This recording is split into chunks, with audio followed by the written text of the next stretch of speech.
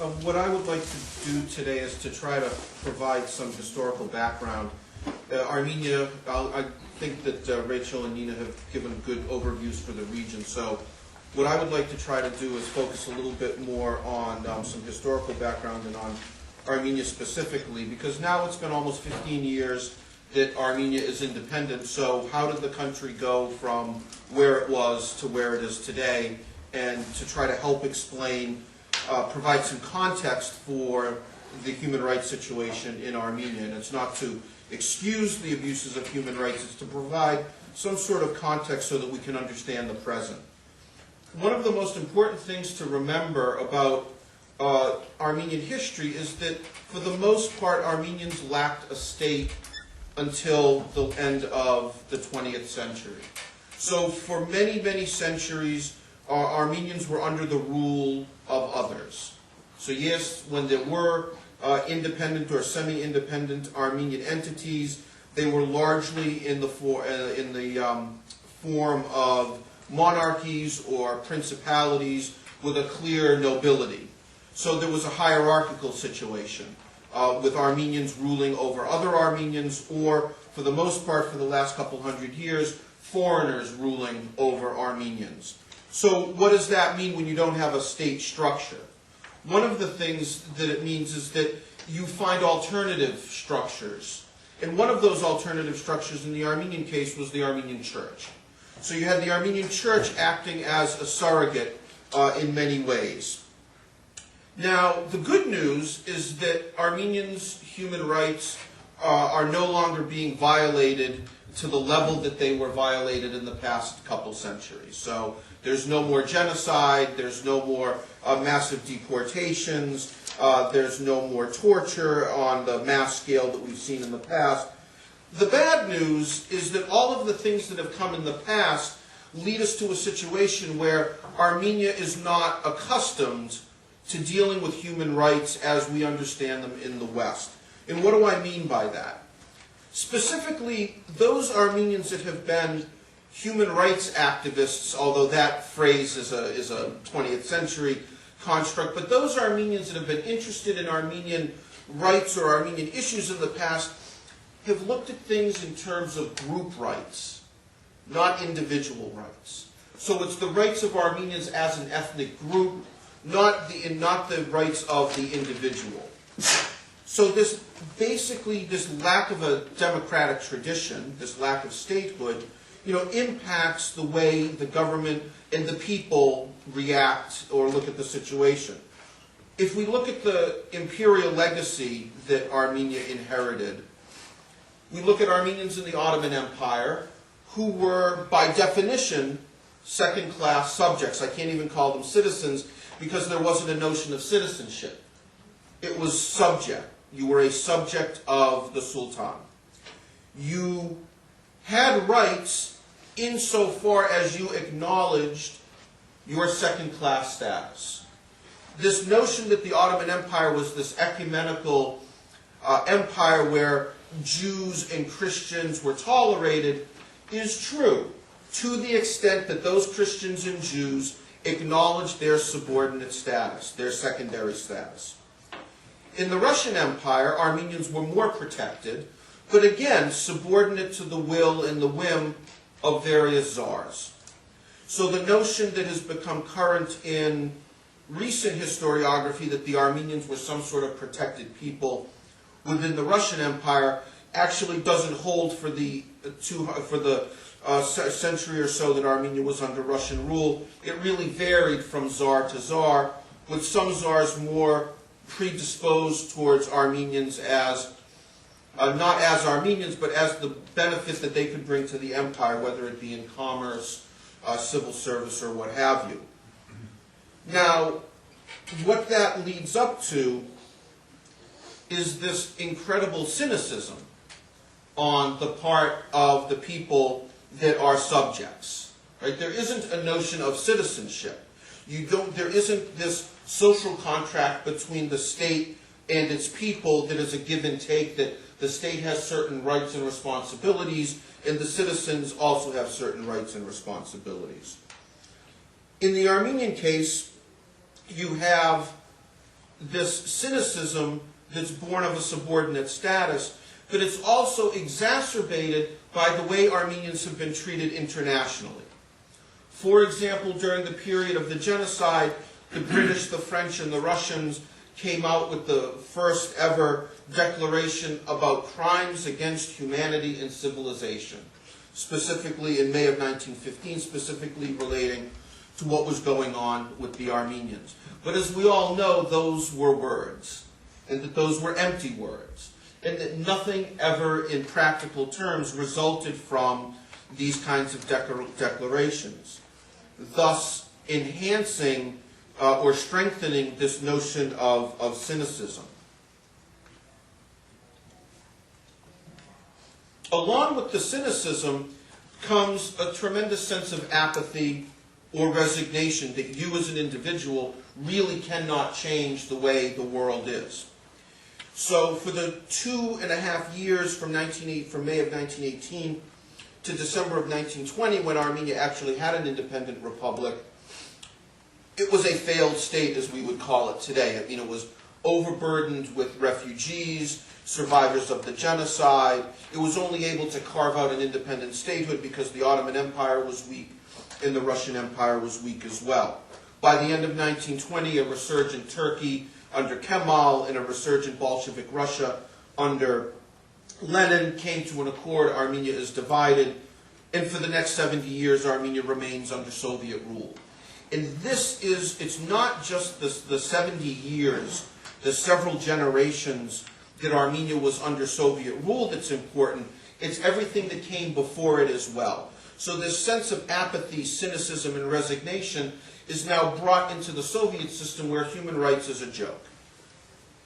I mean, there's no other way to put it except that the rights of the proletariat were guaranteed, the rights of the proletariat were interpreted through the Communist Party of the Soviet Union. So if you joined the party, if you kept quiet, then you could somehow usually escape massive persecution. Now, in the Armenian case, you also have to understand, if we look at the 1920s when the Bolsheviks come in, the Armenians are exhausted. They have suffered from the 1870s, basically, all the way through to 1920, half a century of gradually increasing oppression, culminating in the ultimate crime of genocide. So even if the Bolsheviks aren't portraying themselves as Democrats, they're Russian. They have a Judeo-Christian heritage, even if they have repudiated that. And for the most part, Armenians feel like they will get a better deal under some sort of Russian rule, Bolshevik or otherwise, than they will under the Turks, which is not an unfair assumption given, recent history.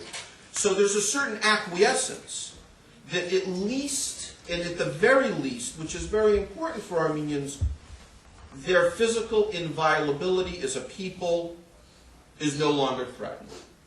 So as a people, again, group rights versus individual rights can be violated, but group rights are more or less preserved in the Armenian Soviet Socialist Republic. In the 1930s, as Stalin consolidates his rule, there are massive purges. So the Armenian intelligentsia, which had been wiped out in Constantinople in 1915 and was able to reconstitute itself under the Soviets, is wiped out again in the late 1930s. But in this case, the intelligentsia was wiped out, but the people as a whole were spared. So it did not reach genocidal proportions. But nonetheless, you are deprived of your leadership, the head, right? The thinking stratum of society. So as rule under Stalin becomes more and more brutal, you have the outbreak of World War II, where now everyone has to mobilize to fight the Nazis. And so what does Stalin decide to do, not just in the case of Armenia, but in other places as well in the Soviet Union? He allows a little bit more leeway for the church, thinking that the church, Armenians are still devoted to their church. This is a good way to gain support for the war effort. So there's a little bit more of an accord that allows the church a little bit of leeway, but always under the thumb of the Communist Party and the KGB. There's no question of that. Stalin dies in 1953. Khrushchev comes in and institutes what's known as the Great Thaw. That the Ice Age under Stalin is now being dismantled to a certain extent, very selectively, of course. And there's a thought that, well, now we may be able to talk about things, we may be able to express our ideas, our thoughts, our interests. But of course, it's still the Soviet Union. This is still Khrushchev, the man that sent troops into Hungary to crush the Hungarian uprising in 1956. So this is not a democracy by any means, but again, just as Armenians viewed Russian rule as fairly benign versus Turkish rule, Khrushchev rule looks pretty benign when compared to Stalin, and that's completely understandable as well. So by the time Brezhnev comes to power in the mid-1960s, you have this apathy, cynicism, resignation beneath the surface. But then a small group of young men and women in the 1960s are catalyzed by the 50th anniversary of the Armenian genocide, and they take to the streets and they push for their rights. They push for their group rights, they push for the reclaiming of Armenian lands in Western Armenia. And this goes nowhere, obviously, it's the Soviet Union. The police do intervene after first asking the Catholicos to intervene and to quiet the demonstrators, but finally fire trucks were brought in, they were hosed down. But the concession that was made is that the genocide memorial at Zernagapet in Yerevan was allowed to be constructed. So again, a sop or a bone to group rights, but really nothing on the level of individual rights. So throughout most of the Soviet period, what you have is a risk factor, right? So for those people that are speaking up about human rights, there's a tremendous risk you take. You not only could lose your job, you could go to prison. It was very common in the Soviet period for dissidents to be thrown into psychiatric prisons, because clearly if you are rebelling against the workers' paradise, you must be insane. For the Armenians, there was also a fear factor, in the sense that where would Armenians really go? Right? Was independence under the Soviets really an option when you had an unrepentant Turkey right next door? And the answer was no. But then something very interesting happened in the 1980s, and that was the advent of Mikhail Gorbachev and his policies of glasnost and perestroika. Now, Gorbachev in the West has a reputation as somewhat of a Democrat, which I think is misplaced. The man was a communist. He never claimed to be a Democrat. He claimed to be a communist and wanted to make his system better. He wanted to make the Soviet Union more efficient. He wanted to make it a better place to live. So one of the ways was economic restructuring, give people a little bit more say in the way the economy is run. And the other way is that was perestroika. The other way is glasnost, where you allow people to talk a little bit more openly about the issues that are bothering them. Now, clearly, Gorbachev had very little experience with the other nationalities in the Soviet Union. He was actually the only the General Secretary of the Communist Party that hadn't been stationed in a non-Russian republic. And although he was from the North Caucasus, all of his party experience had been among Russians. So he was hoping that through glasnost you have a little bit of a safety valve, and you just let the safety valve open a little bit, people let out some steam, they talk about things that are bothering them, and then they'll be more efficient at work. Again, clearly, Gorbachev had no experience with Armenians. Because once he gave Armenians the opportunity to talk, they did. And they didn't stop. And they didn't stop talking until the Soviet Union collapsed. And we know about the Karabakh movement, we know about the war with Azerbaijan. The point that I would like to make from a human rights perspective is that for me, the massacre of Armenians, or the pogrom of Armenians in Sumgait, broke this tacit social contract that existed between the Armenian people and the central government in Moscow. What I mean by that is that in return, Armenians basically after the genocide said, and they didn't articulate it in so many words, but the general notion was, in exchange for the physical inviolability of the Armenian nation, we will acquiesce to Soviet rule. Not a difficult thing to grasp, given Armenian history. But when Sumgait happened, that social contract in the minds of most Armenians was broken. So the thought came that, well, if Armenians can be subject to a pogrom within the Soviet Union, then we must think about our place in the Soviet Union. And for Armenians who were among the most acquiescent of the Soviet peoples, I would hesitate to say loyal, but the most acquiescent or quiescent of the Soviet peoples, this was a major breakthrough.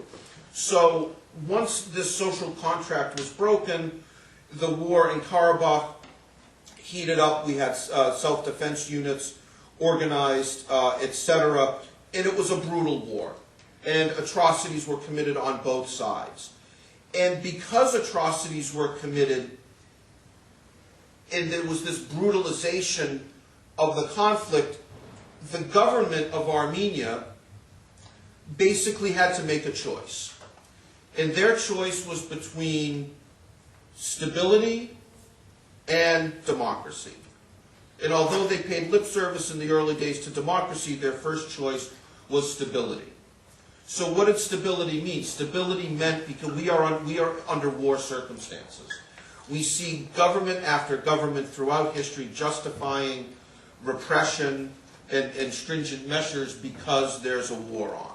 So the Armenian government was no different. They said, we're at war. There's really, democracy will come. It's just we're not ready for it yet. And you can understand to a certain extent that Armenians really weren't, but a lot of people weren't ready for democracy. But the longer you put off implementing democratic reforms, the more time there is for people to abuse the system.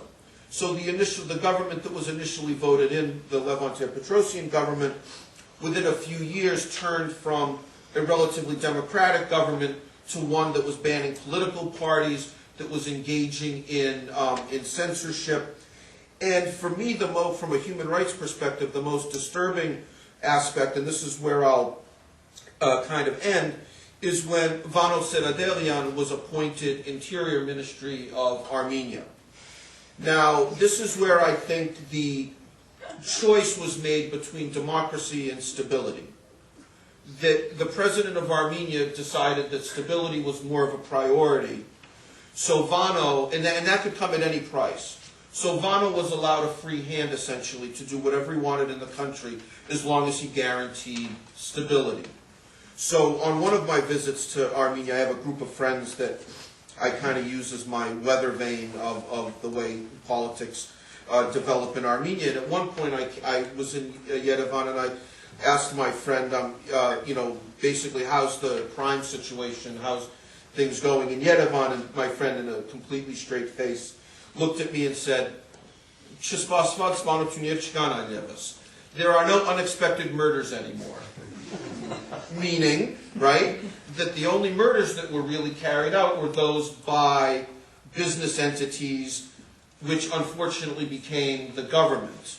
So essentially, in many ways in Armenia, and this is very painful, I think, for many of us to acknowledge, that Armenia, to some extent, has become a criminalized state.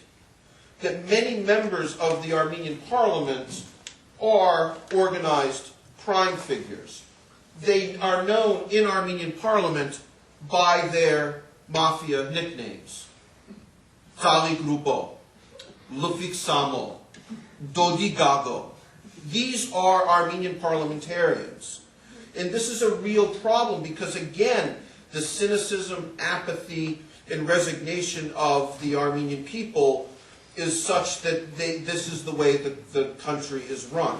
Now, I'm not saying that there isn't hope and that there isn't some progress, and frankly, from a personal perspective, I have a hard time squaring the circle, knowing what we know about the human rights situation in Armenia, and also realizing that international organizations are giving Armenia a very large amount of money, in part because their human rights record is supposed to be on the upswing. Now, if it's looked at regionally, maybe there's actual justification for that, that it's better than Azerbaijan, it was better than Georgia until the Rose Revolution. So I think one of, and because this is a conference on Armenians in the left, and I don't care if it's left, right, or center, but I think Armenians abroad have a tremendous responsibility to push for human rights and accountability in Armenia.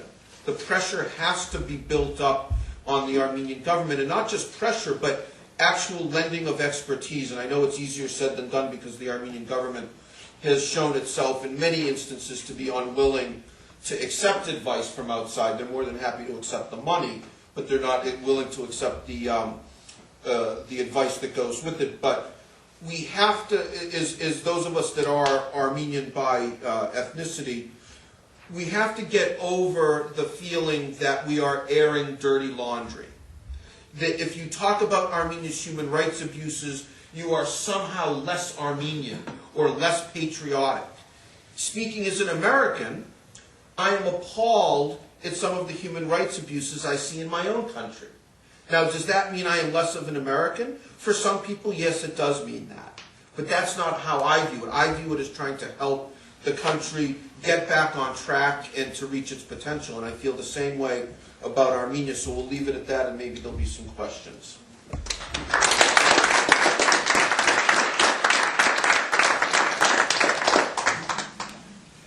I'm sure there'll be some questions. This is Dunbar. From your experience personally in your organization. Very sorry. You're gonna have to project. You guys don't have mics. You don't have a. Sorry. What countries in the CIS have popular or citizenship, activism in defense of human rights? And is it something that, what are the factors that in some areas it's better organized than in others? Well, I'm going to start with the standard Human Rights Watch reply to any question that asks us to compare among countries, and that is that we don't compare among countries. Doug and I have had many conversations about the comparative perspective, and I think I must have given a speech a million times. But we really try not to. I just want to preface my comments by saying that we, just as we judge governments' records only against themselves over time, never in comparison to other countries. I would never put Azerbaijan's human rights record and compare it to Armenia's human rights records or vice versa. It doesn't lead to anything useful or constructive. It's only sort of invidious. And comparing the human rights communities, I would hesitate to compare them because they face very different circumstances in different places. But I think but to answer your question then, you're asking what has been successful and what's worked. And let me just give you a couple examples across the board. If you look, you can look at a really oppressive society, a really oppressive country like Uzbekistan. It is a really, really repressive dictatorship, where civil society has very, very little room to move, where the government imprisons human rights defenders, won't register them, creates conditions for them to be vulnerable, and yet they continue to do, facing unbelievable adversity, they continue to do their work, and they continue to document individual cases of persecution and brutality. And even when one person is released from prison who has been unjustly imprisoned in Uzbekistan, it's a huge victory. And it happens because of tremendous pressure, and that pressure starts with those local organizations. So all that's just to say that they might not be the model for civil society, but but the fact that they're working in such adverse circumstances is, I think, needs to be recognized. Georgia has a tremendously vibrant, or a very vibrant set of NGOs working on human rights issues, and I think one of the things that makes their work successful, or has made their work successful in the past, is that they are, to a certain extent, they despite all of the problems of the Shevardnadze era and the problems of the Saakashvili period, there is room for them to function. It's a relatively open society. They can work without without fear of being thrown in jail or hit up on libel charges or the like. And I think what makes them successful is their expertise in documentation. What makes them successful is their ability to, their knowledge of the law, their ability to look at things like how you documenting a problem as a systematic problem and trying to affect policy change, and at the same time trying to affect change through precedent, through strategic litigation and the like. That's sort of the spectrum of Uzbekistan and Georgia. I guess I had two questions. If I have to narrow it down to one, I would ask, is there a different human rights standard? Is there such a thing as looking at it as a Western point of view as opposed to Eastern or other cultural point of view of human rights? And if you have time, and you want to address the fact that is there any difference in all the areas that the speakers addressed between Armenia and Nagorno-Karabakh? I guess the question's for me, right? Yeah, the first one definitely is for you. Particularly in the early 1990s, the idea of cultural relativism in the interpretation of international human rights conventions was gaining a lot of purchase in a variety of communities. But I think that we need to eschew relativism in evaluating governments' adherence to their human rights obligations. There is a single standard, and those are the standards that are set out in international law. There's a single standard for internationally guaranteed human rights protections, and those are the standards that are articulated in conventions and in Armenia's case, in all the cases for the Caucasus, articulated in precedents set by the European Court of Human Rights, and also interpreted by the human rights bodies that are the custodians of the convention. So standards on protection from torture, if they're not laid out in the convention, and if they're not the European Convention or the UN Convention, and if they can't be elucidated through the precedents set at the European Court of Human Rights, you can also look at what the UN Committee Against Torture, how they have interpreted various aspects of the convention. But I think that once we start to go down the road of relativism, looking for looking at making adjustments to what a standard should be to take account of a country's history and culture, then you keep shifting the bar. You lower the bar, and when you shift it, you almost always lower it. So no, I think that's the wrong road to take, because then you could end up at a race to the bottom. And you had a question about Karabakh? Yeah, I was asking if it's different in Karabakh and Armenia. Would it help if Robert answer that? Probably, yeah. I haven't been there in quite a long time. I think one of the issues that I touched on before applies to Karabakh, in the sense that it's a militarized society. It's a society under siege. It's a society and a government that's more interested in preserving group rights than individual rights, right? So their concern are the very basic day-to-day living issues, wages, employment, things like that, and obviously defense is the major preoccupation. So when you have a militarized society, the individual takes a back seat to, individual rights always take a back seat. In some cases, Karabakh is more democratic than Armenia, but it's a tiny place. There's only over 100,000 people. Most people know each other. So there are issues.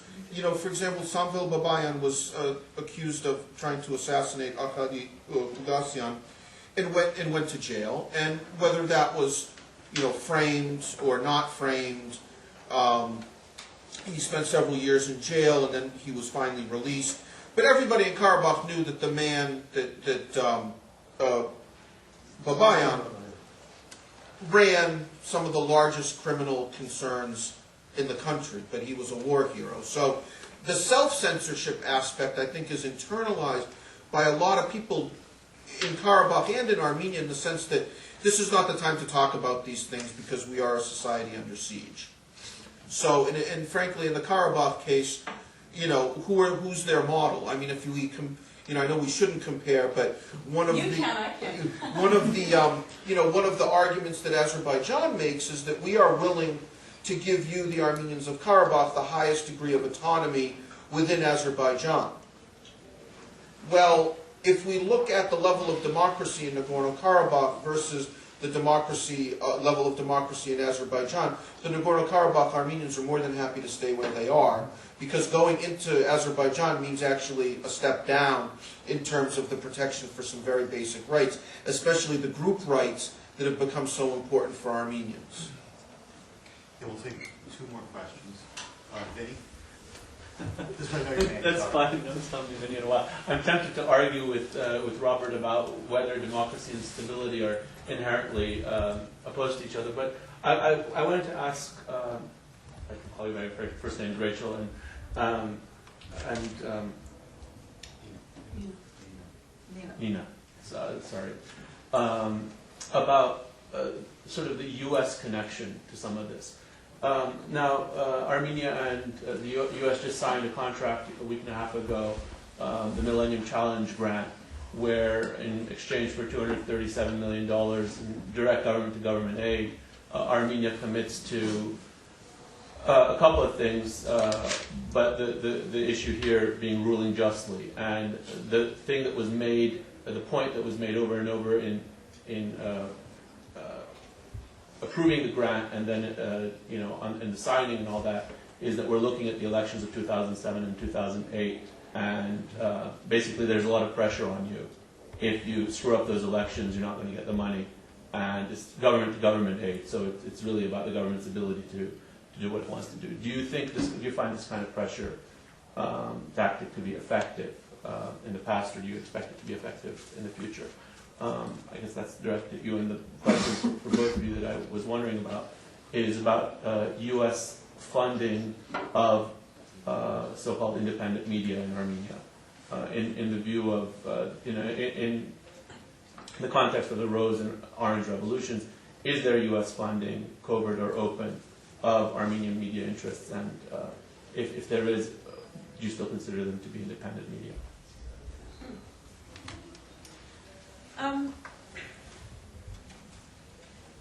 Can I answer your question by asking you a quick question? Do I understand correctly that the Millennium Challenge funds will be transferred only after the election? No, it's a 5-year thing where they get about $7 million this year, but the bulk of it is later on. So really, most of it they won't get. They get a bit of it now. They get the carrot now, but it's the carrot sort of moving. Right. Well, that's a creative way of doing leverage. Your question goes to the much broader issue of leverage and how does it work and does it work and what's the experience in the region. And it's a very important one because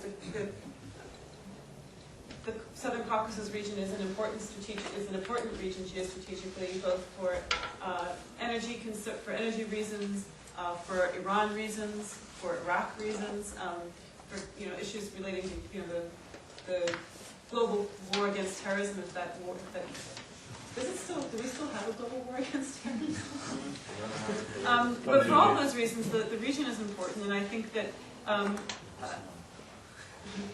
Husinov was a victim of that. Right, and as Nina suggested in her excellent presentation, the the Bush administration has been rather selective in how it reconciles its priorities with the fight against terrorism and its priorities with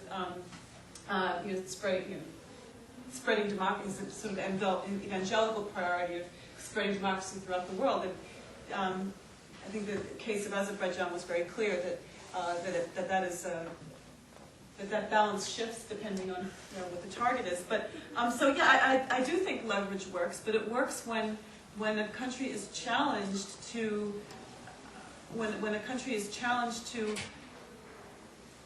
produce change first before it gets the goodies. And one of the biggest challenges we face in our advocacy with the United States, with the European Union, with international financial institutions that have governance mandates, or mandates to promote good governance and rule of law, is to encourage them to not to give away the goodies first. I mean, yes, you need carrots, and carrots and sticks are essential tools of foreign policy, but when you give something away first without securing a concession, you've lost your leverage. And so I think this was and we can argue at length about whether Armenia, Azerbaijan, and Georgia were really ready to join the Council of Europe back in 2000 when they were all, or 2000 when they were all admitted. And the Council of Europe's argument was, well, let's have them in first, even though we know they're not ready, because we can change them more, we can have more effect on them once they're in. Well, I mean, sorry? If they're in the structure. If they're in the structure, we can have more, impact on them. And that was the argument for Russia as well. And I think that in our private conversations, people have very much acknowledged the failure of that argument. With some exceptions, but usually with sort of minor fringe, I have to say there have been exceptions. But, so the Millennium Challenge, I mean, I think that kind of leverage. Sorry? I said Turkey and the EU would be another example, bringing them in and reforming them, but I'm sorry.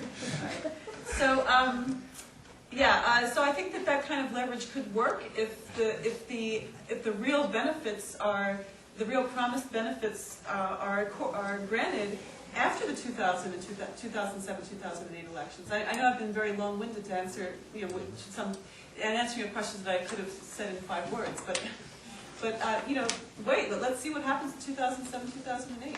I asked you in a long-winded way too, so. But your question about genuinely about funding for media. As far as I know, there aren't any direct grants that are for media development, but there are a number of NGOs, international NGOs that function in Armenia, and that part of their mandate is to train local journalists. So, for example, Internews is such an organization. Internews has its local branches, and it does have a lot of training for ethnically Armenian journalists in Armenia as well as abroad, and those are funded through a number of funders like the National Endowment for Democracy, for example. So I would say indirectly, yes, there are some funds for local media. You want to comment on that? No, I think that the whole issue of, I think that Rachel had mentioned the Putinization of Armenia, that, in Russia there's these new laws about, NGOs and NGOs acting as spies. There's the famous case of the fake rock in Moscow where the British spies were caught on tape. And what it does is it creates a climate of fear. So although foreign funding is viewed, as a positive thing by the foreign funder, a lot of times internally it's viewed as foreign interference, and it's used to clamp down on whatever, freedoms that still exist. And I think it narrows the civil society space. But it's a real dilemma, because clearly, like, a lot of these governments don't use overt pressure, they use an economic argument. So, paper distribution is an issue, and, so it's very, very tricky, and I don't think we've really come up, for a lot of the developing states in the former Soviet Union, I don't think we've really come up with a strategy that kind of addresses both ends of the argument, because, a lot of the governments are very happy to claim that it's foreign interference and to use that to keep people, in their place. Okay, we're going to have to take one more question, I'm sorry, because lunch is going to get cut into. And people can come up and ask, actually, if the panelists want to go and have lunch, I can't stop them from doing that, but they may be willing to speak to you afterwards. So I'll take this question. Well, you were speaking about, as an Armenian, you feel like you're still Armenians, so you're putting pressure on Armenians to implement some of the rights record. And I just wondered if anyone had suggestions on courses of action that we can take on a grassroots level or an individual level to put pressure on. I think I'll leave that actually to Doug, who's more of an activist. Or, there's the sponsors of the organization of the conference today might be in a better position because they actually are a part of the government of Armenia. So there may be some avenues to work through them to just raise awareness. Well, I'll answer that very briefly. I think this conference, part of what we're doing here is we want organizations like Human Rights Watch, like the Community Protect Journalists, like representatives from universities, to talk about what's really going on in Armenia. And I think we need to be much more open to this. We've gotten great historical analysis. We've also gotten excellent information on the trends in the region, including Armenia. And I think now that Armenia is reaching more stability, it certainly is not out of the woods by any means. I think we've got to be ready to, yes, have a tough foreign policy, but also have a tough domestic policy in terms of making sure the government's being held accountable. I think events like Gartal are an example of that, actually, where Armenians are getting together and there's no strict way of what we're doing. It's a chance for Armenians to express their views and how they believe it in an honest way. Now, I'm sorry. I want people to go to lunch. I think there's limited questions. Thank you very much.